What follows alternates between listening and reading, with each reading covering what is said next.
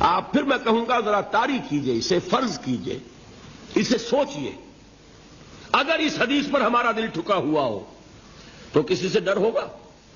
یہ مجھے نقصان نہ پہنچا دے، یہ میری رپورٹ خراب نہ کر دے، یہ میری انکریمنٹ نہ رکوا دے، یہ میرا یہ نہ بگاڑ دے، یہ میرے یہ نقصان نہ پہنچا دے، اس کا ڈر، اس کا ڈر، اس کا خوف، اس کی خوشامد، اس کے لیے جا کر طرح طرح سے اپنی عزت نفس کو ذلیل کروانا اس کے سامنے، یہ سب کچھ کیوں کرتا ہے انسان؟ جب سمجھتا ہے کہ اس کے ہاتھ میں میرا کوئی نفع ہے، اس کے ہاتھ میں میرے لیے کوئی ضرر ہے، یہ مجھے کوئی گزند پہنچا سکتا ہے، یہ مجھے کوئی نقصان پہنچا سکتا ہے، یہ میرا کوئی کام بنا سکتا ہے، یہ میری کوئی ضرورت پوری کر سکتا ہے، اسی کا نام شرک ہے۔ جہاں آپ نے یہ سمجھا کہ غیر اللہ کے اندر کوئی طاقت موجود ہے، وہی شرک ہے۔ بتوں سے تجھ کو امیدیں، خدا سے نو امیدی، مجھے بتا تو صحیح اور کافری کیا ہے؟ شرک تو یہ ہے۔ جس پر بھی تمہیں یہ خیال ہے، کلمہ ہے یہ کلمہ سوم، لا حول ولا قوت الا باللہ، ذرا اس پر دل کو کبھی اگر آپ تصور کریں، پھر فرض کریں، دل ٹھک جائے اس پر، کوئی طاقت نہیں۔ یہی بات تھی جو شیخ عبد القادر جیلانی رحمۃ اللہ علیہ نے اپنی وصیت میں اپنے بچے سے کہی۔ 11ویں دینے والے ہیں، لیکن حضرت شیخ عبد القادر جیلانی کی وصیت اور تعلیمات کو کتنے لوگ ہیں جو جانتے ہو؟ یہ جن مقامات تک پہنچے ہیں وہ کس چیز کی بدولت پہنچے ہیں؟ انہوں نے جو پیغام دیا وہ کیا تھا؟ اے میرے بچے، جس طریقے سے قرآن مجید میں حضرت لقمان کی نصیحتیں جو ہے نقل کر دی گئی ہیں، میں یہ عرض کروں گا بالفرض اگر قرآن حضرت عبد القادر جیلانی کے بعد نازل ہوا ہوتا تو شیخ عبد القادر کی یہ نصیحتیں بھی قرآن میں درج ہوتی۔ اتنی اونچی نصیحتیں ہیں۔ اے میرے بچے، اس حقیقت کو ذہن نشین کر لے، لا فاعل فی الحقیقت ولا مؤثر الا اللہ۔ اس کائنات میں نہ کوئی فاعل حقیقی ہے نہ مؤثر حقیقی ہے سوائے اللہ کے۔ کسی شے میں کوئی تاثیر نہیں اگر اللہ نہ چاہے۔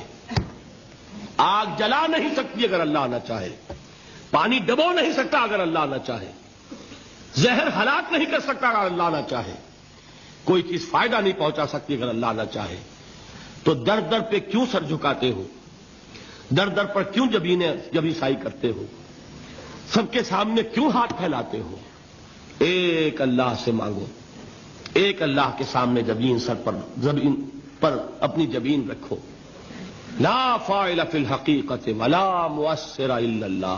نظر آتا ہے ہمیں کہ پانی پیاس بجھا دیتا ہے، پیاس بجھانے کی صلاحیت پانی میں نہیں ہے، اللہ کے اذن سے۔ کھانا بھوک مٹا دیتا ہے، بھوک مٹانے کی صلاحیت کھانے میں نہیں ہے، اذن رب میں ہے۔ دیکھیے یہی یقین تھا۔ حضرت موسیٰ علیہ السلام کا واقعہ یاد کیجئے۔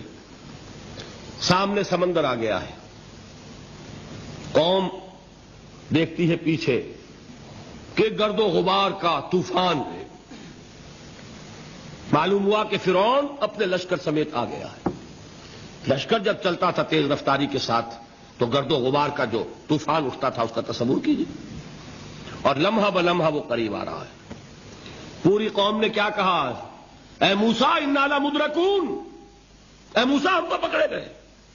قرآن مجید نے تو یہاں وہ باتیں نہیں لکھی ہیں، لیکن تورات میں یہ درج ہے